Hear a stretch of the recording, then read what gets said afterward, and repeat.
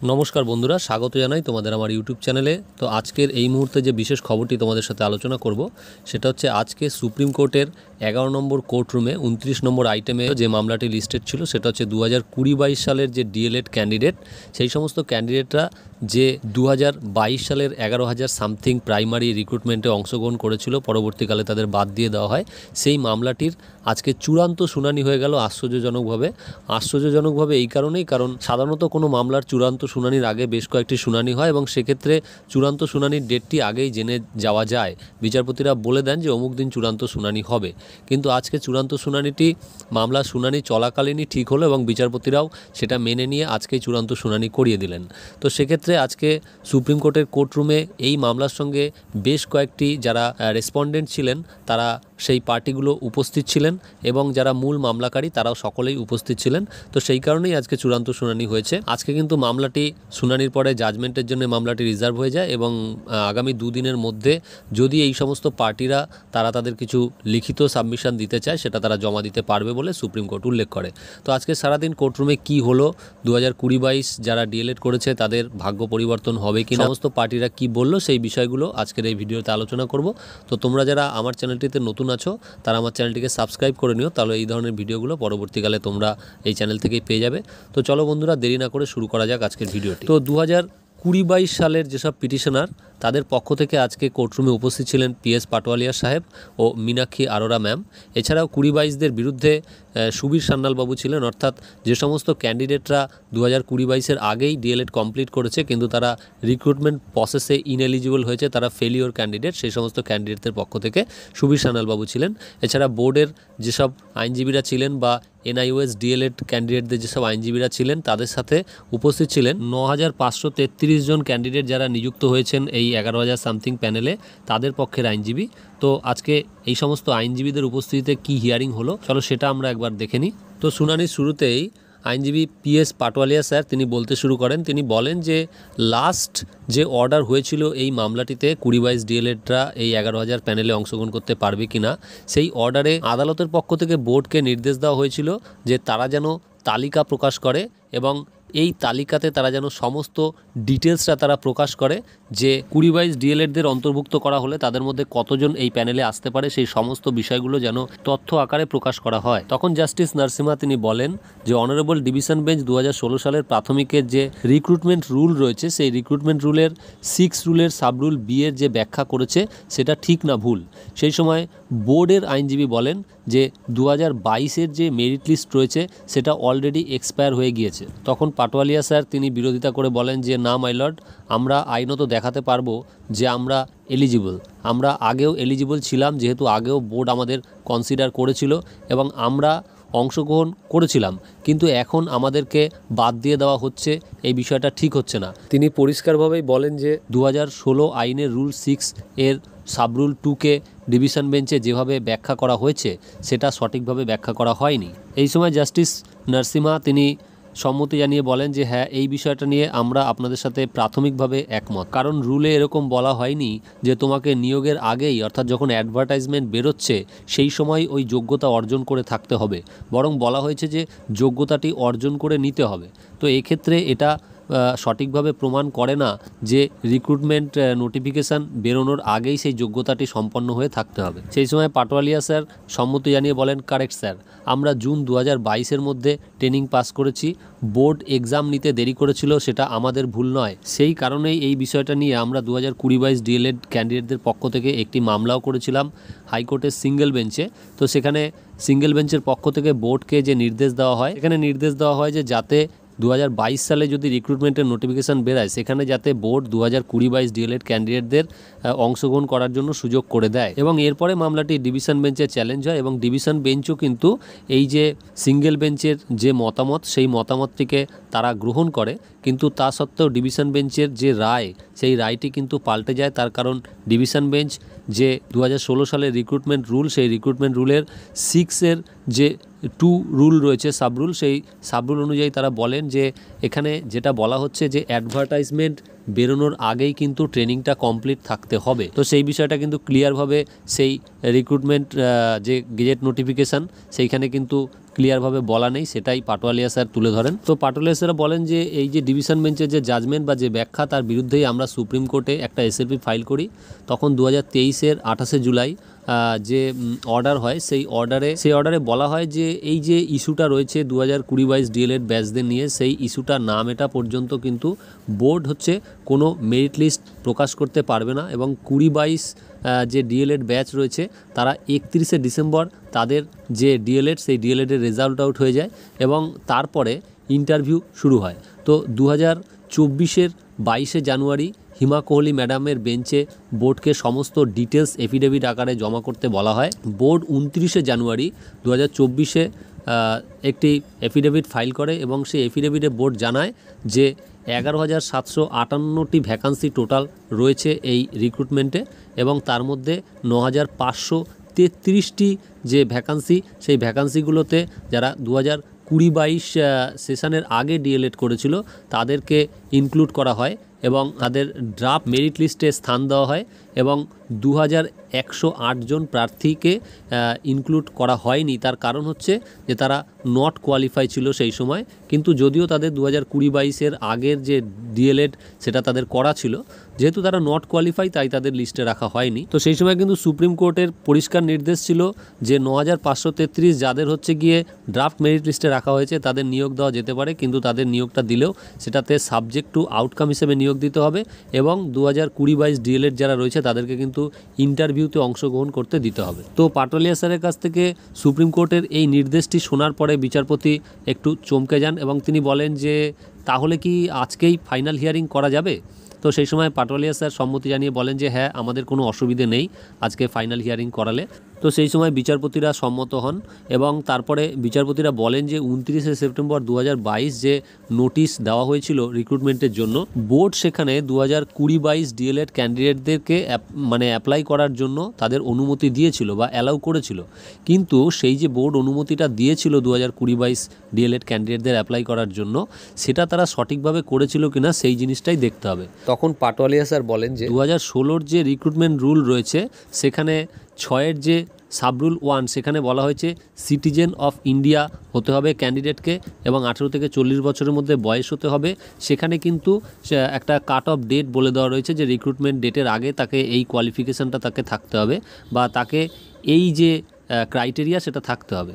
কিন্তু রুল 6-এর যে সাবরুল 2 রয়েছে সেখানে কিন্তু মিনিমাম কোয়ালিফিকেশানের ক্ষেত্রে কোনো কাট অফ ডেট বলা নেই যে এই নোটিফিকেশান ডেটের আগেই তাদেরকে এই কোয়ালিফিকেশানগুলো থাকতে হবে, মানে যেটা এনসিটি অনুযায়ী যে কোয়ালিফিকেশান থাকার কথা। তো তখন বিচারপতিরা বলেন যে বোর্ড যে অ্যাডভার্টাইজমেন্টটি দিয়েছিল সেটা কন্ট্রাডিক্টরি অ্যাডভার্টাইজমেন্ট কিনা, অর্থাৎ এই রুলের সাথে কন্ট্রাডিকশন হচ্ছে কিনা সেই অ্যাডভার্টাইজমেন্টটির, সেটাই দেখতে হবে। তো এই সময় আইনজীবী মীনাক্ষী আরোরা ম্যাম, যিনি 2020-22 ডিএলএডদের পক্ষ থেকে বলতে ওঠেন, তিনি বলেন যে 9533 যেটা সাবজেক্ট টু আউটকাম, এখনও কিন্তু সেই যে ক্যান্ডিডেটদের যে মেরিট লিস্ট সেটা কিন্তু পাবলিশ হয়নি, অর্থাৎ টোটাল যে 11,000 সামথিং যে প্যানেল, সেই প্যানেলটার সাপেক্ষে যে মেরিট লিস্ট, সেই মেরিট লিস্ট কিন্তু এখনও পাবলিশ করা হয়নি। তো সেই সময় পিএস পাটোয়ারিয়া স্যার বলেন যে আমরা 9533 যে ক্যান্ডিডেটরা রয়েছে তাদেরকে আমরা ডিস্টার্ব করতে চাই না বা তাদেরকে ডিস্টার্ব না করলেও চলবে যদি 2020-22 ডিএলএডদের এই নিয়োগ প্রক্রিয়ায় অংশগ্রহণ করতে দেওয়া হয়, কিন্তু সেটা যদি না হয় তাহলে কিন্তু তাদের যে রিক্রুটমেন্ট সেটা নিয়েও প্রশ্ন উঠবে। পিএস পাটোয়ারিয়া স্যার এই বিষয়টি উল্লেখ করেন যে যেহেতু 2000 ভ্যাকান্সি প্রায় রয়েছে এবং সেখানে কিন্তু 1900 ক্যান্ডিডেট প্রায় 2020-22 যারা ডিএলএড করেছে সেই সমস্ত, তারা কিন্তু টেট পাস করবে। তো সেই জন্য যদি এই যে ভ্যাকান্সিটা এখন রয়েছে সেখানেও যদি 2020-22 ডিএলএডদের অংশগ্রহণ করতে দেওয়া হয় তাহলে তারা যে রিক্রুটমেন্ট হয়ে গিয়েছে 9533 ক্যান্ডিডেটদের, তাদের বিষয়ে কোনো রকম মাথা ঘামাবে না বা তাদের বিষয়ে কোনো অবজেকশন তারা করবে না। তিনি এও বলেন যে যেহেতু 2020-22 ডিএলএড ক্যান্ডিডেটদের যে সার্টিফিকেট ইস্যু করা হয়েছিল সেই সার্টিফিকেটটা জুন 2022-এর মধ্যে তাদের ইস্যু করে দেওয়া হয়েছিল, তো তার ফলে যেটা হয় তারা কিন্তু নিয়োগ প্রক্রিয়ায় অংশগ্রহণ করতে পারে অ্যাকর্ডিং টু সেই সার্টিফিকেট। তো সেই সময় মীনাক্ষী আরোরা ম্যাম তিনি বলেন যে বোর্ড দুরকম স্ট্যান্ড নিচ্ছে, তারা কলকাতা হাইকোর্টে একরকম স্ট্যান্ড নিয়েছে এবং তারা সুপ্রিম কোর্টে এসে তারা আর এক রকম স্ট্যান্ড নিচ্ছে। এরকম স্ট্যান্ড কিন্তু বোর্ডের হতে পারে না যে তারা দুরকম স্ট্যান্ড নেবে। এই সময় 2020-22 আগে যারা ডিএলএড করেছিল কিন্তু কোয়ালিফাই করতে পারে সেই সমস্ত ক্যান্ডিডেটদের পক্ষ থেকে একজন আইনজীবী বলা শুরু করেন এবং তিনি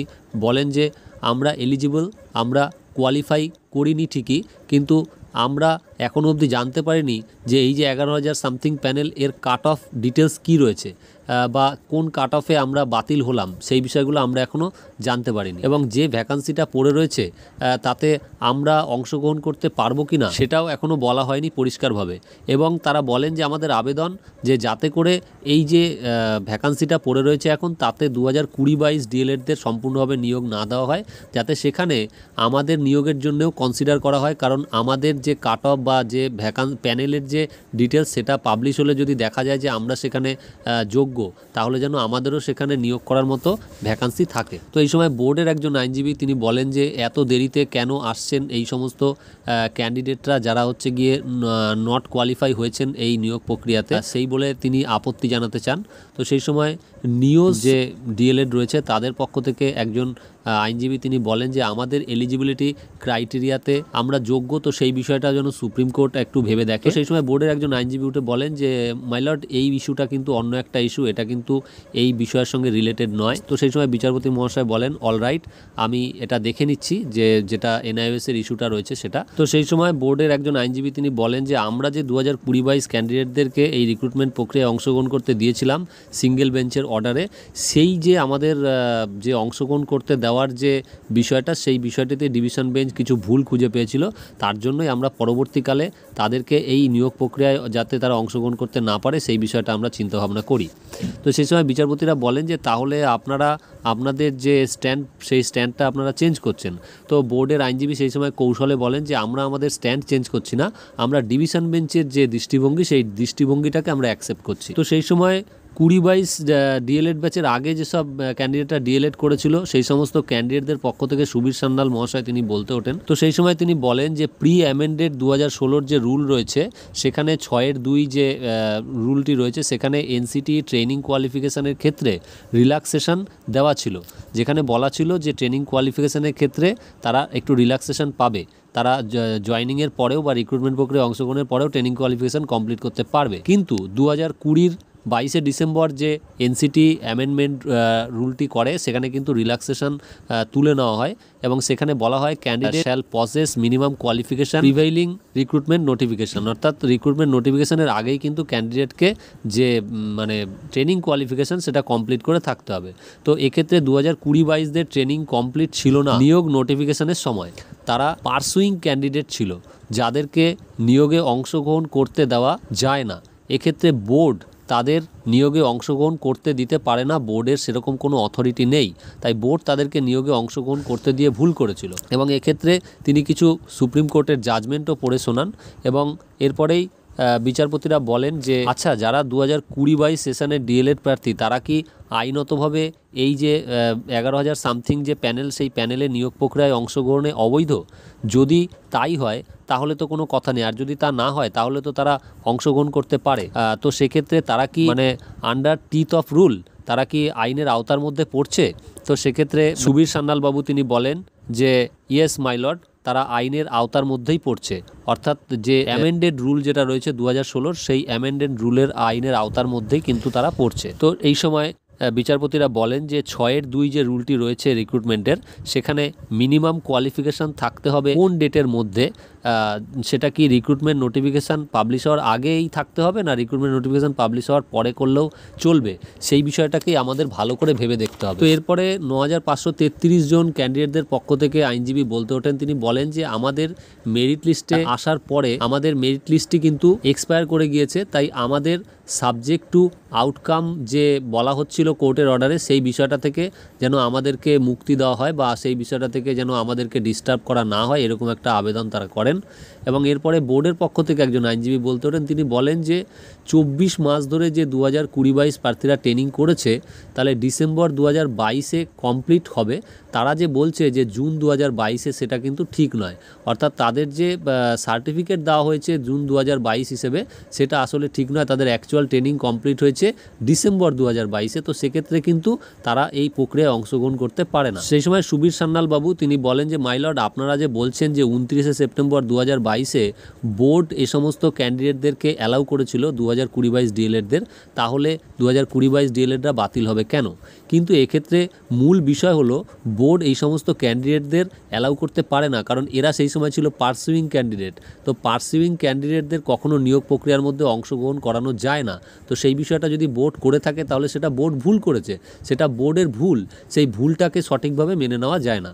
তো সেই সময় PS পাটোয়ালিয়া স্যার তিনি বলেন রুল 6-এর যে সাবরুল 1 রয়েছে সেখানে কিন্তু কাট অফ ডেট রয়েছে, সেখানে বলাই রয়েছে যে নোটিফিকেশান বেরোনোর আগে সেই সমস্ত ক্রাইটেরিয়াগুলো ক্যান্ডিডেটকে ফুলফিল করতে হবে। কিন্তু রুল 2-এর যে রুল 6-এর যে সাবরুল 2 রয়েছে সেখানে কিন্তু কোনো কাট অফ ডেট নেই, ফলে আমাদের বাদ দেওয়া কিন্তু এখানে আইনত চলে না বা চলবে না, এরকম তারা একটা দাবি জানান। তো এরপরে আরও কিছু আইনজীবীরা তারা অনেক কিছু বলার চেষ্টা করে। এই সময় বিচারপতিরা বলেন যে বিষয়টাকে এত জটিল করে দেখার কিছু নেই, বিষয়টাকে আপনারা সহজভাবে দেখুন। এবং তিনি বলেন যে বোর্ড যদি এই বিষয়টাকে সঠিকভাবে গ্রহণ করে থাকে, অর্থাৎ যে রুলটি রয়েছে রুল 6-এর সাবরুল 2 সেটাকে যদি সঠিকভাবে গ্রহণ করে থাকে তাহলে 2020-22 ডিএলএডরা কিন্তু এই প্রক্রিয়ায় অংশগ্রহণের জন্য এলিজিবল। কিন্তু বোর্ড যদি সেটাকে সঠিকভাবে মানে গ্রহণ করে না থাকে, সেটা যদি অপব্যাখ্যা করে গ্রহণ করে থাকে বা সেটা যদি ভুলভাবে গ্রহণ করে থাকে তাহলে কিন্তু এরা রিক্রুটমেন্ট প্রক্রিয়ায় অংশগ্রহণ করতে পারবে না। সেই বিষয়টা আদালত সঠিকভাবে ভেবে দেখবে এবং আদালত বলে যে এই মামলাটিতে যে কারোর যদি কিছু বলার থাকে বা লিখিত সাবমিশন দেওয়ার থাকে তারা অবশ্যই আগামী 2 দিনের মধ্যে সেটা আদালতের কাছে জমা দিতে পারে এবং তারপরেই কিন্তু আদালত তাদের নির্দিষ্ট সময়ে রায় ঘোষণা করবে এই মামলাটিতে।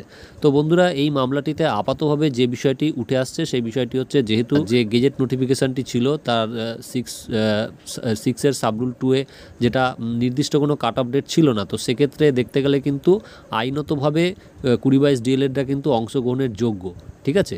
কিন্তু আবার এটাও ঠিক যে অ্যামেন্ডেড যে রুল সেই অ্যামেন্ডেড রুলটি কিন্তু যেটা রয়েছে সেটাতে কিন্তু পরিষ্কারভাবে বলা আছে যে তাদের কিন্তু রিক্রুটমেন্ট নোটিফিকেশান বেরোনোর আগে সমস্ত যোগ্যতাগুলি কমপ্লিট থাকতে হবে। এবং সেই অ্যামেন্ডেড রুলটি কবে হয়েছে না 2020-এর 22শে ডিসেম্বর, মানে এটা কিন্তু অনেক আগেই হয়ে গিয়েছে। এবং সেই অ্যামেন্ডেড রুলের পরেই কিন্তু যে রিক্রুটমেন্ট নোটিফিকেশান বেরায় সেটা হচ্ছে 29শে সেপ্টেম্বর 2022। এই রিক্রুটমেন্ট নোটিফিকেশানের ক্ষেত্রে কিন্তু সেই অ্যামেন্ডেড রুলটিই খাটছে। তো সেই ক্ষেত্রে কিন্তু একটা জিনিস বলা যায় যে অ্যামেন্ডেড রুল অনুযায়ী যদি দেখা যায় তাহলে কিন্তু 2020-22রা এলিজিবল নয়। কিন্তু যেহেতু অলরেডি তাদের একবার এলিজিবল বলে বিবেচনা করা হয়েছিল এবং তারা এই প্রক্রিয়ায় অংশগ্রহণও করেছিল, এখন শুধু তাদের আউটকামের বিষয়টাই বাকি যে তারা কতজন পাস করতে পারে কি পারে না। এবং তার থেকেও আশ্চর্যের বিষয় হলো প্রায় যতগুলো সিট আছে প্রায় ততজনই 20-22-এর থেকে পাস করতে পারে বলে এরকম একটা বিষয় সামনে আসছে। তো সেই জন্য এবার এটা কি করা যায় সেটা বিচারপতিরা নিশ্চয়ই ভেবে দেখে আগামী দিনে তাদের রায় ঘোষণা করবে। তো এখনকার জন্য এটুকুই রইল ভিডিওটি। সবাই ভালো থাকবেন, দেখা হচ্ছে আবার পরের ভিডিওতে। ধন্যবাদ।